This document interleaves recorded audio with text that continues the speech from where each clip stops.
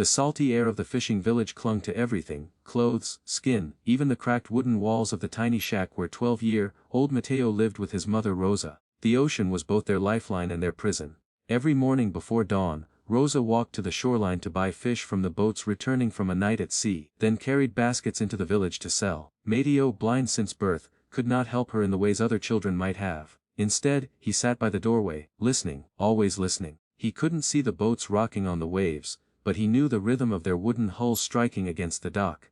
He couldn't see the sunrise, but he felt the warmth on his skin as the first rays slipped over the horizon. For Mateo, sound was sight. The laughter of fishermen, the cries of hungry gulls, the rustle of palm leaves swaying in the wind, these painted pictures brighter than any colors he had never known.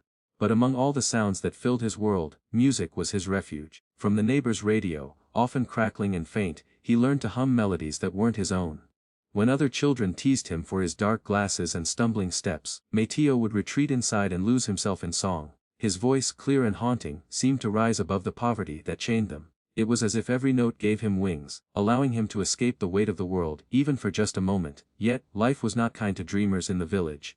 Mateo, Hijo, his mother would often whisper as she stroked his hair after a long day of selling fish. Her hands always smelled faintly of salt water. I wish I could give you more, a better life, new clothes, shoes without holes. Mateo would smile though his eyes never opened to meet hers. Mama, you already gave me everything. You gave me music. Still, Rosa worried. She saw how the other children ran freely through the narrow streets, their bare feet slapping against the dirt roads, their laughter echoing into the night. Mateo sat apart, humming quietly to himself, his cane tapping cautiously as he moved. Some children mocked him, imitating his shuffle, calling him belayed blind boy. Rosa's heart broke every time, but Mateo never lashed back. Instead, he kept singing, pouring his pain into songs that no one else in the village could ignore. The neighbors often stopped to listen. Old man Domingo, who repaired fishing nets by the dock, once muttered, "That boy sings like he swallowed heaven itself." Mothers carrying baskets of rice would pause outside their shack to hear him hum a lullaby.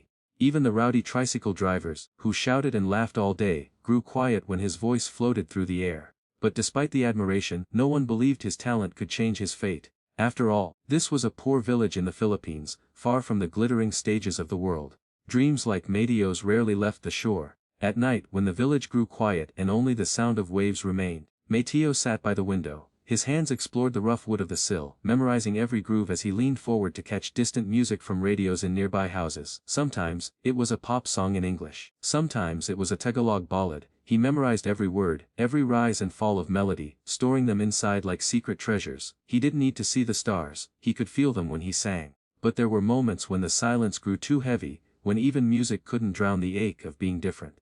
One evening, after a long day of being teased by boys in the street, Mateo whispered to his mother, "Mama, do you think God forgot to give me eyes because he gave me a voice?" Rosa's breath caught. Tears burned her eyes as she pulled him into her arms. "No, Anak, God never forgets. Maybe he wanted you to see the world differently. Maybe he gave you a voice so pure because he knew it would reach places no eyes could ever see." Mateo clung to her, and for the first time, he allowed himself to believe it. The next morning, as the sun rose over the ocean, Mateo sang louder than ever before. His voice echoed across the shoreline, startling fishermen who paused mid-task to listen. It was the sound of hope breaking through hardship, of a child refusing to be silenced. Though he didn't know it yet, that voice, the same voice born out of struggle, loneliness, and love, was about to travel far beyond his village. It would soon cross oceans, touch hearts, and bring even the toughest man on television to tears. But for now, in that small shack by the sea, Mateo was just a blind boy with a dream, sitting in the silence, singing to the waves. The marketplace was alive with its usual chaos. Chickens squawked as children chased them through the dusty paths, vendors shouted prices in rapid Tagalog, and the air was thick with the scent of grilled fish and mangoes. Rosa balanced her basket of fresh catch on her hip, weaving through the crowd with the grace of someone who had done this 1,000 times before.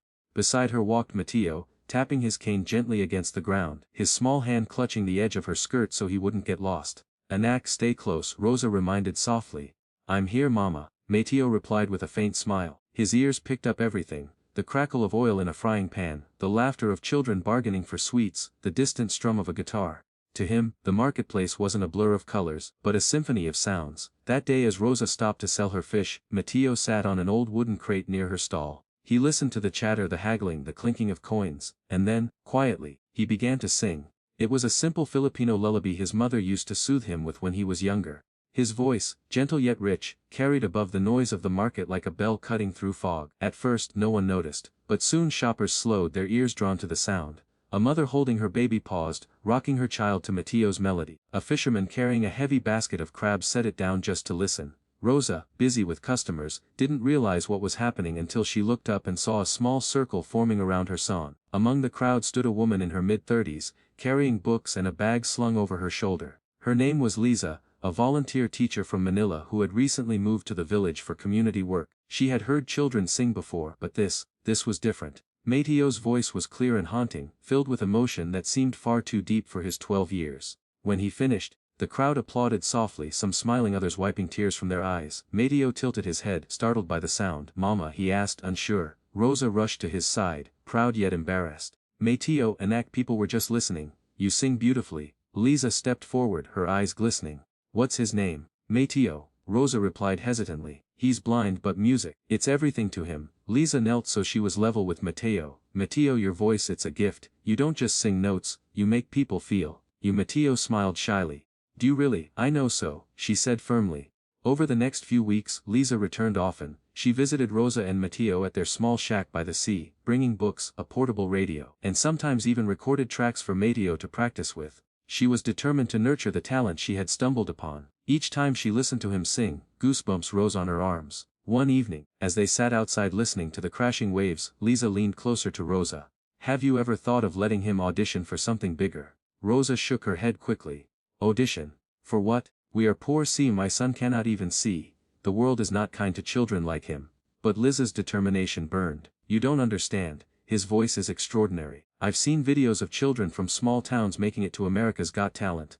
They look for stories like his, voices that inspire, hearts that move millions. Mateo could be one of them." The idea seemed absurd. America, a global stage. Rosa laughed bitterly. "We don't even have money for a decent pair of shoes, let alone a plane ticket to America." Yet that night the thought lingered. Rosa lay awake, staring at the ceiling of their shack. She imagined her son standing before bright lights, his voice soaring, people cheering. It felt impossible, but hadn't his whole life already been impossible? A blind boy singing like an angel in the middle of poverty, stricken streets, wasn't that already a miracle? The next week, Lisa returned with her laptop. She showed them videos of young singers who had auditioned for AGT. Mateo leaned close, listening intently to the applause, the voices of judges, and the roaring crowds. His face lit up like the sun.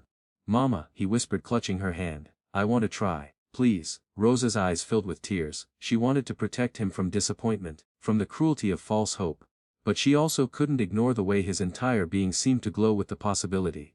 For years, his world had been confined to their small village. Perhaps it was time to let his voice travel farther. Together, with Lisa's help, they recorded a simple audition video. Mateo sat in their shack, barefoot, clutching a cheap microphone borrowed from the local community center. He sang with every ounce of his soul, his small body trembling with emotion. Lisa uploaded the video that night, whispering a silent prayer as she clicked submit. Weeks passed, life returned to its rhythm, selling fish, humming by the window, late night talks about dreams too big for their reality. Rosa almost forgot about the audition, assuming the video would vanish among thousands of others. Then, one humid evening, while Rosa was preparing rice and Mateo was humming by the door, Lisa into their shack, her face flushed with excitement. "Rosa! Mateo!" "You won't believe this." She waved her phone in the air. "What is it?" Rosa asked, startled. "They chose him." Lisa's voice cracked with emotion. "America's Got Talent wants Mateo to come for a live audition in Los Angeles." The room fell silent. Rosa dropped the spoon in her hand, and Mateo froze, his mouth slightly open. "Mama," he whispered. "Is it true?" Rosa's eyes brimmed with tears. Her lips trembled as she nodded, pulling him into her arms. "Yes, Anak, it's true." Mateo buried his face in her shoulder, his small frame shaking. For a boy who had never seen the world had finally seen him. That night Rosa wept long after Mateo had fallen asleep, not from fear, but from overwhelming hope. Her son's voice was about to leave their small fishing village. It would cross oceans, touch strangers, and maybe, just maybe, change their lives forever. The journey to Los Angeles was unlike anything Mateo and Rosa had ever experienced. For a boy who had never traveled beyond his fishing village, even the sound of an airplane's roaring engines was a wonder. He clutched his mother's hand tightly the entire flight, his other hand exploring the unfamiliar textures of the seat, the tray table, even the cool air coming from the vent above him. "Mama," he whispered, his voice barely audible over the hum of the plane, "does the sky sound different here?" Rosa smiled through her nerves, brushing his hair back. "The sky is the same everywhere, Anak, but today, it feels like it's carrying you higher. When they landed, the scale of the city overwhelmed Rosa, though she tried not to show it. The bustling airport, the sea of strangers, the giant billboards flashing colors she knew Matteo couldn't see, it was dizzying. But Matteo was calm in his own way, tilting his head to absorb the sounds, the overlapping accents, the rolling suitcases, the jingling footsteps of hurried travelers. To him this was a new kind of symphony. 2 days later, it was time for the audition. The America's Got Talent stage, so familiar to millions watching from home, was a world of unknowns for Matteo. Backstage he sat quietly with his cane resting across his lap, listening to the muffled roar of the live audience. The sound was unlike anything he had ever heard, thousands of people breathing, shuffling, whispering, clapping. It was both terrifying and thrilling. Rosa sat beside him, holding his hand so tightly her knuckles turned white. Her heart raced, not from fear of his singing, but from the enormity of what was about to happen. This was no longer the marketplace or their humble shack. This was the world stage. When it was their turn, a stagehand guided them forward. Matteo tapped his cane lightly, his steps slow but sure. The heat of the bright stage lights washed over him the moment he stepped out. The silence that followed was almost deafening. Thousands of people stared, their eyes on the small boy with dark glasses and a trembling smile. Simon Cowell leaned forward at the judges' table. His familiar voice filled the auditorium. "Hello there. What's your name?" Matteo turned slightly toward the sound, his hands fidgeting with the cane. "My name is Matteo, sir." Simon's tone softened. "Matteo, how old are you?" "I'm 12. A murmur rippled through the audience. A boy so small, standing before such a massive crowd. Simon paused, studying him. "I see you're holding a cane. Are you?" "I'm blind, sir," Matteo answered, his voice steady but quiet. He swallowed hard before adding, "But I want to sing so people can feel what I feel, even if I can't see." The room grew utterly still. The other judges exchanged glances, their faces softening with compassion. Sofia Vergara placed her hand over her heart. Heidi Klum leaned forward, her eyes glistening. Even Howie Mandel, known for his humor, nodded with genuine respect. Simon's voice lowered, almost tender. "All right, Matteo, whenever you're ready." The music began, a simple piano intro. Rosa stood at the side of the stage, her hands clasped, silently praying.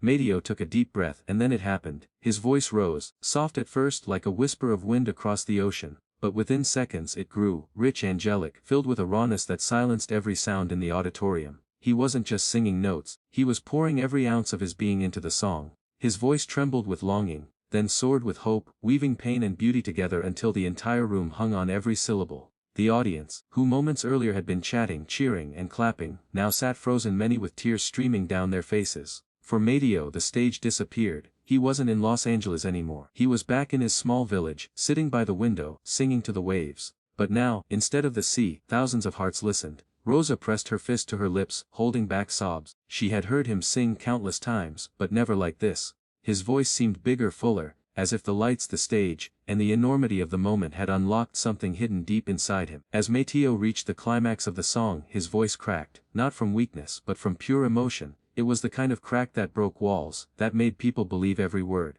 The crowders, some rising to their feet even before the final note, and then, silence again. The last note lingered, hanging in the air like a prayer. Matteo stood still, his small chest heaving. He couldn't see the standing ovation, couldn't see the tears streaming down faces in the audience. But he heard it. He heard the thunder of clapping hands, the roar of voices, the sound of thousands rising for him. He smiled, his face turned upward, as if feeling the warmth of their admiration. When the applause finally calmed, Simon spoke. But for once, his famously sharp voice faltered.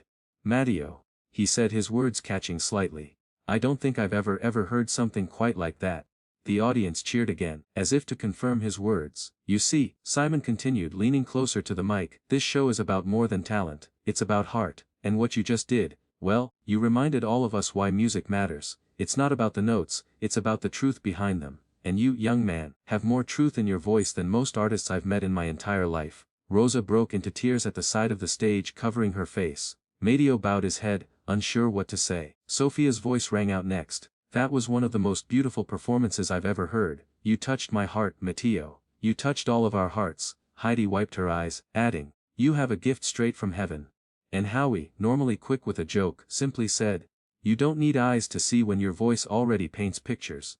The audience roared once more, chanting his name, Matteo, Matteo. The boy who had once been teased in the dusty streets of his village now stood as a giant among giants. In that moment, Matteo wasn't just a blind boy. He was a singer, a storyteller, a vessel of hope. And though he couldn't see the golden confetti waiting to fall, destiny was already moving toward him. The final note of Matteo's song faded into silence, and for a heartbeat it felt as if the world itself had stopped breathing. The theater, filled with thousands of people, was frozen, every heart beating in unison, every soul suspended in awe. Then, like a wave crashing against the shore, the audience erupted. A deafening roar of applause shook the auditorium. People rose to their feet in unison, clapping, shouting, some even sobbing openly. Golden lights shimmered across the stage as the camera zoomed in on Mateo's small figure. He stood motionless, his chest rising and falling, his cane still gripped tightly in one hand. He couldn't see the standing ovation, but he could hear it, feel it, like an ocean washing over him. Backstage, Rosa wept uncontrollably, her hands pressed together as if in prayer. She had always known her son's voice was extraordinary, but to see, no, to hear, the world respond like this was beyond her imagination. At the judges' table, Simon Cowell leaned back in his chair. For once, the man famous for his icy composure and sharp critiques was visibly shaken. He removed his glasses, rubbed his eyes, and leaned forward again. His lower lip trembled, betraying the tears he was trying so hard to hold back. The camera caught him blinking rapidly, his usual mask slipping. The audience gasped. Simon, the unshakable critic, was crying. He pressed the button on his microphone. His voice, usually firm and commanding, cracked slightly. Mato, he paused, swallowing hard. I've been doing this for a long time. I've seen and heard thousands of singers walk across this stage. Some are good, some are great. But you, the crowd hushed instantly, hanging on every word. Simon continued, his voice softer now, almost fatherly. You are something else entirely. You're not just singing a song, you're singing your life. Your voice carries so much truth, so much pain, and so much hope all at once that it's impossible not to be moved. You reminded all of us tonight why music matters. It heals, it unites, and it inspires. The camera panned across the audience, rows upon rows of people dabbing their eyes with tissues, strangers embracing, parents holding children close. Simon cleared his throat, his eyes still glassy. When you walked on this stage I saw a shy boy, blind, small, maybe unsure of himself. But when you opened your mouth, Mateo, you became enormous. You became bigger than this stage. Bigger than this show. You became a voice for millions. The audience cheered wildly, stamping their feet, clapping, shouting his name. Mateo! Mateo! Mateo. Tears streamed down Rosa's face as she watched her son standing in the center of all that love. She whispered, "Thank you, Lord. Thank you for letting them see him." Sofia Vergara leaned into her mic, her own voice thick with emotion. "Mateo, I don't know how you did that. You sang straight into my heart. You made me feel like I was 12 again, like I was dreaming for the first time. That was magical." Heidi Klum wiped her cheeks, smiling through her tears. "You have a gift that comes once in a generation. You don't need to see the world, Mateo. You help the world see through your music." Even Howie Mandel, usually the comic relief, was solemn. "You know, people say courage is about being strong, about never being afraid. But real courage is standing on a stage like this, in front of thousands, and singing your truth even when the world doubts you. And you, Mateo, are the bravest kid I've ever met." The crowd roared in agreement, clapping louder and louder until it felt like the roof itself might collapse. Simon leaned back, took a deep breath, and then did something unexpected. He reached forward, his hand hovering over the golden buzzer. The audience caught on instantly, screaming louder, the energy building like a storm. Rosa gasped backstage, her hands flying to her mouth. Mateo tilted his head, confused by the sudden eruption of noise. Simon's voice broke as he spoke again. "Mateo, you don't just deserve to be here. You deserve the world to hear you." And then, bam! His hand slammed down on the golden buzzer. The theater exploded. A shower of gold confetti burst from the ceiling, raining down over Mateo. The stage sparkled, glittering like a dream. The audience screamed, jumping to their feet, cheering louder than ever before. The music swelled, triumphant and overwhelming. Mateo froze, his cane slipping from his fingers. He reached his hands upward instinctively, feeling the soft flutter of confetti against his skin. He laughed, a sound filled with pure wonder. "Mama," he cried out, his voice shaking. "Mama, what's happening?" Rosa ran onto the stage, tears streaming, her arms wide open. She threw herself around her son, holding him tight as confetti swirled around them both. Anak, you did it! She sobbed. The golden buzzer! "You did it." Mateo's small hands clutched her shoulders. "The golden buzzer," he whispered in disbelief. His voice cracked as a tear slipped down his cheek.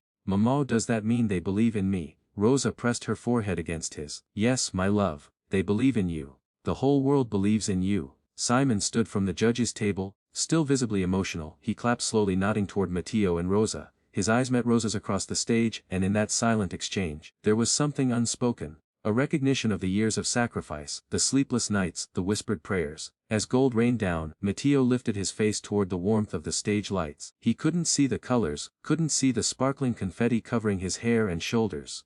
But he felt it, the weight of the moment, the roar of the crowd, the love that filled the air. For the first time in his life, he wasn't just a boy singing to the waves outside his window.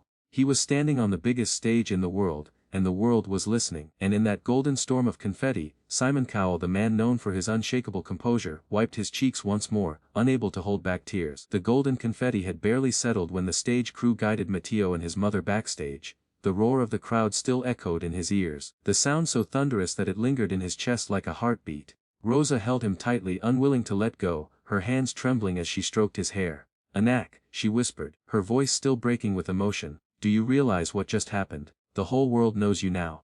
Matteo, still brushing golden flakes from his arms, tilted his face toward her. "Mama," he said softly, "I couldn't see it but I felt it. It was like the sound of happiness. Like everyone was smiling at the same time." Rosa broke into tears again, pressing her lips to his forehead. Behind them producers, staff, and even other contestants clapped as they passed. Some reached out to shake Rosa's hand, others bent to speak to Matteo, their voices choked with awe. "That was unbelievable," one whispered. "You just made history, kid." Backstage, a reporter approached carefully. A camera hovered close by, capturing the moment. "Matteo," she said gently, crouching to his level, "millions of people will see your performance tonight. How do you feel, knowing your voice has touched so many hearts?" Matteo hesitated. He tightened his grip on his mother's hand, then answered in a voice small but steady. "I don't want to be famous. I just want people to know that even if life is dark, there's still light. You can't always see it, but you can feel it in music, in love, in kindness. That's what I want people to hear." The crew around them fell silent, moved by the wisdom of a 12-year-old. Rosa looked at him stunned. In that moment she realized her son wasn't just singing anymore, he was teaching. Within hours, clips of his performance spread across the internet like wildfire. On social media, hashtags trended worldwide. Faye Mathan Angel, Golden Buzzer Boy, Faye Voice of Hope. Celebrities shared the video, praising his courage. Teachers in classrooms replayed it for their students. Nurses in hospitals showed it to patients. Parents tucked their children into bed while whispering about the blind boy with the angel's voice. In the Philippines, Mateo's village gathered around a single television in the town plaza. Neighbors who once teased him stood in awe, some ashamed, others cheering so loudly that their voices echoed across the coastline. Old Man Domingo wiped his eyes with his rough hands and muttered, "I always said that boy swallowed heaven." Mothers who had once pitied Rosa now embraced her, saying, "Your son has made all of us proud." For Matteo none of this was visible. But he felt it, the change in the way people spoke to him, the warmth in their voices, the sincerity in their words. He had become a symbol, though he never asked to be one. Days later, as interviews and rehearsals filled their schedule, Rosa worried that fame might overwhelm him. But Matteo remained grounded, his small hands always reaching for hers when the noise became too much. "Mama," he would whisper, "I don't need all of this. As long as I can keep singing, I'm happy."